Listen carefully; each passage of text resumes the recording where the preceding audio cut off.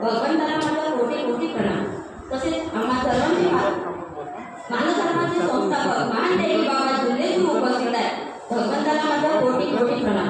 तसेच आम्हा सर्वांच्या लाडक्या मातोश्री वाराणसी आई उपस्थित आहेत, आईंना सुद्धा माझा कोटी कोटी प्रणाम। तसेच चर्चा बैठकीचे अध्यक्ष म्हणून अश्विनी शेंडे मार्गदर्शक काकाजी यांना सुद्धा माझा नमस्कार। तसेच आदरणीय मंच यांना सुद्धा माझा नमस्कार। तसेच संचालक साहेबांना सुद्धा